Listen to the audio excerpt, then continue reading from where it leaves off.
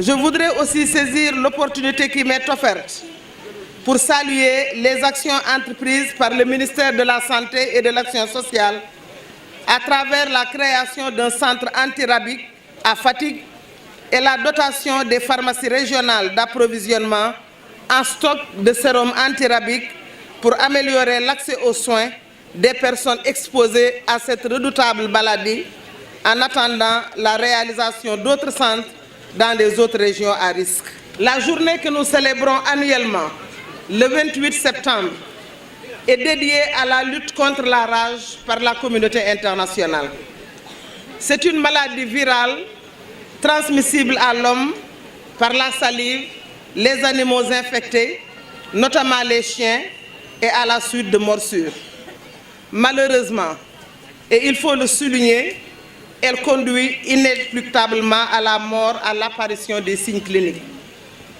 Selon l'Organisation mondiale de la santé, la rage cause chaque année près de 77 000 décès, notamment chez les enfants, en Afrique et en Asie. Contrairement à de nombreuses maladies, la rage est évitable car des outils efficaces de prévention sont disponibles. Une lutte efficace contre cette maladie requiert entre autres les actions majeures suivantes. L'organisation soutenue de campagnes d'information, d'éducation et de sensibilisation auprès des propriétaires de chiens et des populations pour promouvoir un comportement responsable afin de diminuer le nombre de cas humains.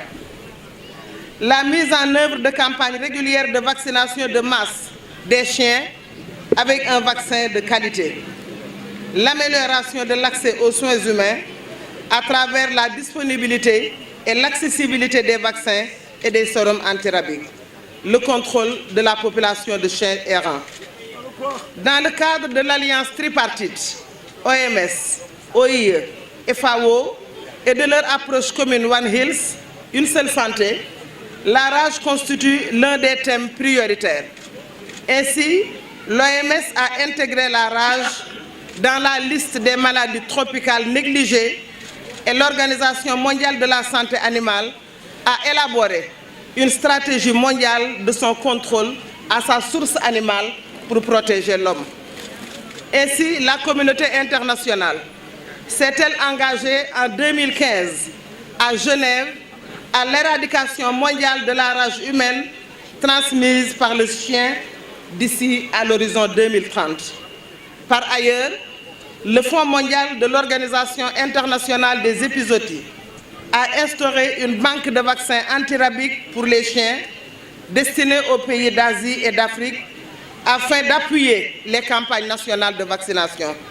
Et c'est ainsi que notre pays a bénéficié en 2017 de 10 000 doses, donc déjà mis en place au niveau des régions.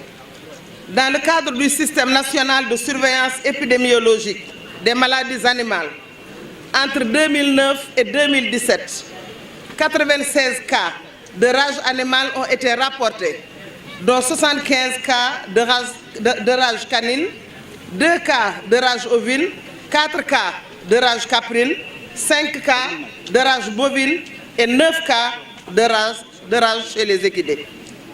Pour le premier semestre 2018, 12 cas de rage animale ont été enregistrés.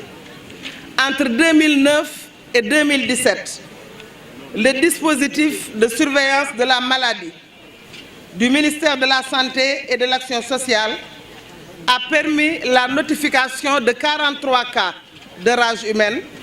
Cela démontre à suffisance une circulation active du virus qui constitue un problème majeur de santé publique. Pour répondre aux défis de contrôle de la rage, le ministère de l'Élevage et des Productions animales a entrepris donc depuis 2012 au titre du programme de renforcement de la protection zoosanitaire financé par le budget consolidé d'investissement, la vaccination et le contrôle de la population des chiens errants qui constituent une menace permanente pour notre population. Au total, 10 234 chiens domestiques ont été vaccinés et 25 132 chiens errants éliminés dont 1591 entre janvier et septembre 2018. Toutefois, le rythme de contrôle de la population de chiens errants est de loin inférieur à celui de la reproduction de l'espèce canine, ce qui explique encore la prolifération massive de chiens errants dans nos villes et nos campagnes et le rapportage régulier de cas de rage animale.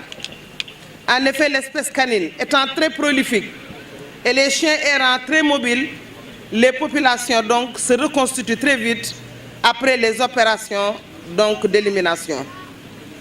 La méthode ne permet au mieux que de gérer les situations ponctuelles en sus des limites au plan du bien-être animal et de l'éthique.